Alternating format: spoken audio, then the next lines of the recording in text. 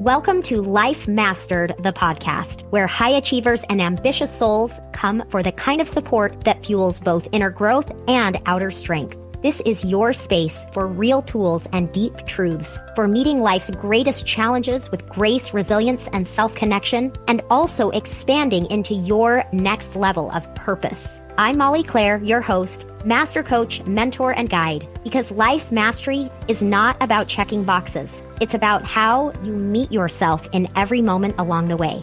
Let's get started.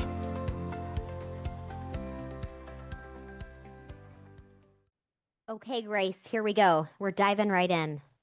Nothing like the 11th hour, right? Let's make it happen. Welcome, everyone, to the first episode of Life Mastered, the podcast. I am your host, Molly Claire, and I am so excited to dive in today with all of you. So if you've been following me for a while, you know this is actually episode 200 of the Masterful Coach podcast. We are shifting gears, and in today's episode, I'm going to tell you why that is. And I'm going to tell you what you can expect out of this podcast. One thing I want you to know first and foremost is that this podcast is for you. As someone who is a seeker, someone wanting to grow, someone wanting to have the best possible life that you can have, as someone who knows that you're meant for more, there's something more for you, and you're not willing to let anything get in your way. You're not willing to let your own demons get in your way, and you're really, truly committed to positive and healthy growth. This is for you. So let's talk a little bit about why the shift. I know I talked quite a bit about this last week, so I won't go too much into it. But in a nutshell, really, as I've been in the coaching world for a little over a decade and have been focusing on coaches specifically over the last several years and helping coaches to be able to develop skills and grow themselves in their business, I just kept finding that my favorite part of the work is truly the work that my clients as coaches are doing for themselves personally. And I really just wanted to expand and reach more people, because I know that what I know is that the work my coaches are doing, the work of knowing themselves, understanding themselves, discovering themselves so that they can be more powerful as a coach, is more of what the world needs. And what I also know is that as I'm training my coaches in the 4 fundamentals of lasting change, which I'll get into in just a minute, I think every person needs to know and understand them. So while I'm still working with coaches, I'm still training coaches in Master Coach training and in my coach certification and leadership training. I'm still doing that. This podcast is really for the ambitious soul, for the seeker, for the truth seeker, and those of you who are just ready to really feel confident in your own ability to create the life you want. So let's do it. So as we move forward through the episodes, you're going to notice that we're talking both about intentional thinking and really thinking about who am I, who do I want to become, and what do I want to create from a very proactive perspective. And we're also talking about navigating the challenges, the unforeseen challenges that come your way. And in truth, these two things are one in the same. And it's sometimes a painful truth to admit, because the things that come along that challenge us, we wish they weren't there, and we hate to think that we need them or they're part of the deal, but they just are. And in my experience, especially because you are a seeker, someone who wants to grow and learn and progress, that life is going to bring learning opportunities for you. That has certainly been the case for me. So as we're talking about this growth, we're talking about focusing on intention and proactivity, and also how do we stay with ourselves in what's hard? How do we build the type of emotional resiliency within challenges that isn't just about grit, but is about actually understanding our own emotional world and cultivating something really powerful? So these are kind of these two aspects of the podcast that really are just one and the same. So that's really the focus. And along the way, I'm going to be teaching you some powerful concepts. I cannot wait to highlight what today's is, but I will be teaching you some powerful concepts, and I will also be touching on these four fundamentals of lasting change. So I talk much more about these in past episodes. You can go listen to these, but I'll just hit on them quickly here. So, and those of you that are seeing me on video on YouTube, you can see I have my good old four fundamentals right behind me here. So, the four fundamentals of lasting change are essentially the ways that I work with my clients and that I train my coaches to work with their clients. And this is understanding that every single person is made up of different parts. And I like to think about it as you, as a human being, will have certain entry points for change for you. And not every entry point is going to be effective for everyone. So I'm sure you can all think about someone who maybe a friend, a sister, a neighbor who just has a really different personality than you. And an approach to change that might work for you would not work for that other person, right? So I know this is really basic, but it's this idea that we all can have different sort of points of entry, the ways that we will be most receptive to change, or the ways in which like the support offered will be most effective. And it's also true that as human beings, we all have these same pieces and parts. And so I'll go ahead and break down what these four fundamentals are. So, number one is mind mastery. And when I talk about mind mastery and when my coaches work in the mind mastery space with their clients, it is really understanding that you listening to this right now, have thought patterns that you have on repeat over and over. The way that you think shapes your life, it shapes your experience of life. The way that you believe either limits or expands what's possible for you. It's really thoughts, beliefs, and what I call of like frameworks, the ways we believe in which the world works, right? And so when it comes to mind mastery, and the way I'll be touching on this in the podcast, is we have to acknowledge that each of us have ways of thinking that are pretty set unless we decide to change them. And the way we think about life matters. It impacts how we feel, it impacts our relationships, and it impacts what's possible for us. Okay? Number two is emotional resiliency.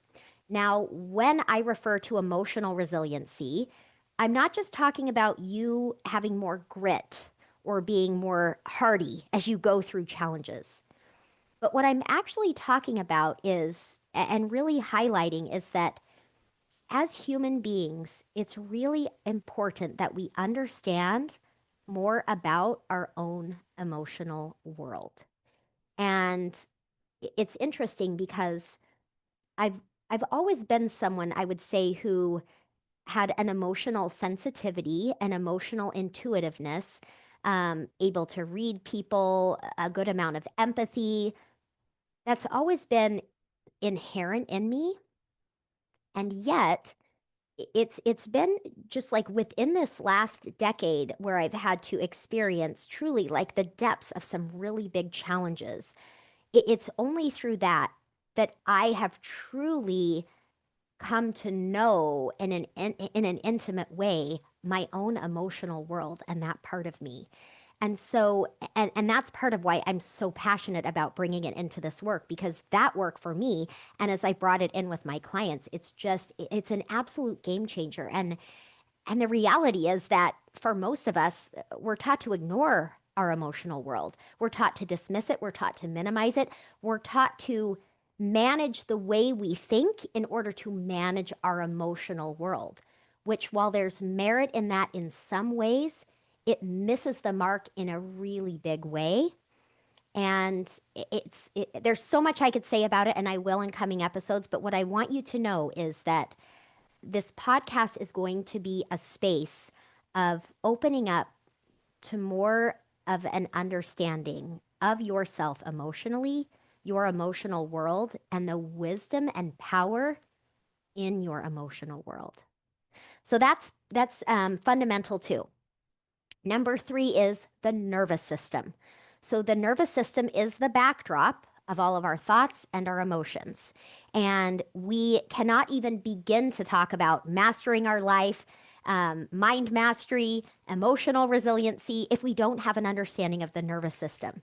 Because understanding your nervous system states, you personally, noticing the red flags of being in a stress state and the green flags of being in a state of more openness and more creativity, where you have full access to your prefrontal cortex. Recognizing those for yourself is one of the greatest keys to your success, not only in implementing change and in becoming who you want to be, but in really transforming your ability to be in relationship in a powerful way. So that is number 3. And again, this is why I train my coaches to understand these different parts of the puzzle, because every human being, every one of you listening right now, you have thought patterns, you have a unique emotional world, and you have a nervous system with unique imprints on it. So if we don't understand these different pieces and parts, we're never going to be able to be truly effective at implementing change. Now, the 4th piece of the puzzle in these 4 fundamentals is action focused strategies. And a plan of action is only going to be successful if we are understanding the mind, the emotions, the body, the nervous system. And so that's why I put it as the 4th, although truly you can begin with any one of these 4 for those of you, my coaches that are listening. But the reason I put it last is that understanding how your mind works, your emotional world, your own emotional needs, and understanding your nervous system will inform the way you set yourself up for success as you grow and achieve. So these are the 4 fundamentals that I will always be touching on and revisiting. And of course, those of you that are interested in one of my coach trainings, we dive deep into these, we embody these. So that is one of the core things that you will notice me referencing as we move through the concepts in this podcast. So all that being said, let's go ahead and shift to today's focus and the concept that I want to talk with you about, which is relationship with self and looking at self. So there is a fantastic quote that I'm going to read this here for you.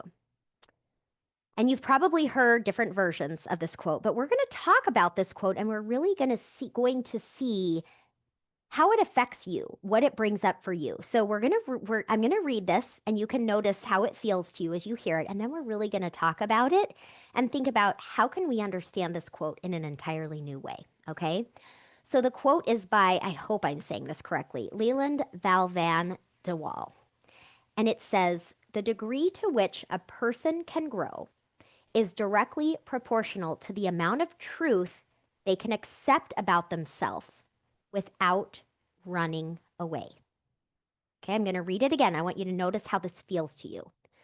The degree to which a person can grow is directly proportional to the amount of truth they can accept about themselves without running away. Now, for many people, and this was me for a very long time, I think we can hear a concept in a quote like this and realize that we have to be willing to see terrible things about ourselves. We have to be willing to look at faults, problems. We need to be willing to look at, I'm like, the word is escaping me. We need to be willing to look at all the things that are wrong with us. Okay? And here's what I want to offer you. I don't think that type of interpretation of a quote like this is ever going to serve any one of us. And what I'm going to dive into in just a minute here is how different our experience of a quote like this can be. So I want to back up for just a minute and tell you a little bit about my experience of recording this podcast for you. So I am recording this podcast a mere 2 days before it goes live for you. And I had this podcast episode beautifully mapped out a couple of months ago. Spent a lot of time and energy sifting through exactly what I was going to say. And then I redid it, and then I redid it again. And then I've recorded it and recorded it again. And here I am. And along the way, I'll tell you some of the things that came up for me. Noticing creating pressure for myself to make this episode really good. Noticing swirling in my mind things like, it's got to be great, you better be organized, it better be this, it better be that, don't screw it up. Perfectionism, absolutes in my mind, pressure, pressure, pressure. I notice that my feelings around this have often been tight and tense and again, pressure. And so I say all of this because, well, first of all, when we're talking about life mastery, we're really not talking about checking all the boxes and having everything figured out and having a perfect life. When we're talking about life mastery, when I'm talking about what life mastered is, it's about being real with ourselves. It's about being willing to be with ourselves. It's about that authenticity that so many of us want and we struggle to actually embody it. And so there are several reasons I offer up this story to you. Part of the reason I bring this story up is that I want to always be speaking about the real experiences behind the scenes as I'm leading and teaching you. And I want to use these as lessons because I think so often we compare someone else's exterior, their checklist of what they've achieved or succeeded or how great they are at whatever it is they're great at. We compare what we see on the outside of someone else with our internal experience, with our feelings of inadequacy, with our fears of failure. We compare something polished on the outside with the internal experience of struggling as a human being. And inevitably, we perceive that we'll never measure up. When in truth, underneath the outside of every person, there's an inner world. And every inner world, every person internally has their own struggles, their own emotions that are challenging for them, their own patterns that they want to overcome. This is what's real. And when I'm talking about a life mastered, when I'm talking about life mastery, I'm really talking about how real can we be with ourselves. So I went off on a little bit of a tangent there, but I say all of this because part of the reason I'm sharing this story with you is that as I'm talking with you about having a life that is mastered, I have my own fears and insecurities and times that I experience imposter syndrome. I still have emotions that come up that get in my way. I still have thought patterns that don't serve me. And it's okay. Because one of the things that I have learned and that I want to teach you, if we go back to this quote, is that the degree to which I'm able to grow is directly proportional to the degree to which I'm willing to look at myself without running away. And in this process of writing and rewriting and all of this back and forth, I can see that within that, maybe there are some ineffective patterns. And also, within that process, it has opened up the opportunity for me time and again to see and look, what's going on for me? What is this pressure about? What am I needing here? What am I afraid of here? And so you could see this quote unquote like ineffective pattern, right, as a problem to be solved, or we could allow it to be there and we can learn from every step along the way. So here we are, 2 days before. This episode is completely different than I first imagined. And I'm so glad that it is because I feel as though I'm truly here with you. And my hope is that you are hearing and feeling something from what I'm sharing with you. So let's talk a little bit about, I'm just pulling up my notes here. So give me just a minute. Here we go. So going back to this idea of this, that growth is proportional to the degree to which we're willing to look at ourselves without running away.